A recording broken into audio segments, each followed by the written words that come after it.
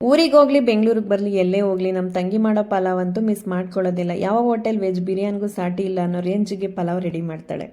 Regular ಆಗಿ ಪಲಾವ್ ಅಂತೂ ಮಾಡ್ತಾನೆ ಇರ್ತೀವಿ, ತಿಂತಾನೆ ಇರ್ತೀವಿ. ಸೊ ನೀನೇ ಏನಾದರೂ ಸ್ಪೆಷಲ್ ಆಗಿ ಮಾಡು ಅಂತ ಹೇಳಿದ್ಲು. ಅವಳ ಮಗಳಿಗೆ ನೂಡಲ್ಸ್ ಮತ್ತು ಪಾಸ್ತಾ ಅಂತ ಹೇಳಿದ್ರೆ ತುಂಬಾನೇ ಇಷ್ಟ. ಬಟ್ ಅವ್ರ ಮನೆಯಲ್ಲಿ ಮಾಡೋದು ಇಲ್ಲ, ಕೊಡೋದು ಇಲ್ಲ. ಇಲ್ಲಿ ಬಂದಾಗಂತೂ ಅವಳು ಬೇಜಾನ್ ರಿಕ್ವೆಸ್ಟ್ ಆಗ್ತಾಳೆ. ಸೊ ನನಗೆ ಅದು ಇದು ಮಾಡಿಕೊಡು ಅಂತೇಳಿ ಅವಳಿಗೋಸ್ಕರ ಇವತ್ತು ನೂಡಲ್ಸ್ ಮಾಡೋಣ ಅಂತೇಳಿ ಅಂದ್ಕೊಂಡೆ. ಬಟ್ ನಾವು ಅಮ್ಮ ಮಗಳಿಬ್ರು ಕೂಡ 3 ದಿನಕ್ಕೊಂದ್ಸರಿ ಸ್ನಾನ ಮಾಡ್ಕೊಂಡು ಮಲ್ಕೊಂಡ್ಬಿಡ್ತೀವಿ.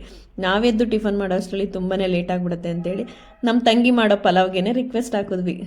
ಪಲಾವ್ನ ಒನ್ ಮೋರ್ ಪ್ಲೇಟ್ ಅನ್ನೋ ರೇಂಜಿಗೆ ಎಲ್ಲರೂ ಚೆನ್ನಾಗಿ ಬ್ಯಾಟಿಂಗ್ ಮಾಡಿದ್ರು. ಸೊ ಮಾಡಿರೋ ಪಲಾವ್ ಖಾಲಿಯಾಗಿ ಮತ್ತೆ ರೆಡಿ ಮಾಡಿ ನಮ್ಮ ತಮ್ಮನ್ನ ಕರೆದ್ವಿ. ಅವನು ಕೂಡ ನಮ್ಮ ತಂಗಿ ಮಾಡೋ ಪಲಾವ್ನ ಮಿಸ್ ಮಾಡ್ಕೊಳ್ಳೋದೇ ಇಲ್ಲ. ಸೊ ಆ ರೇಂಜಿಗೆ ಇರುತ್ತೆ ಪಲಾವು.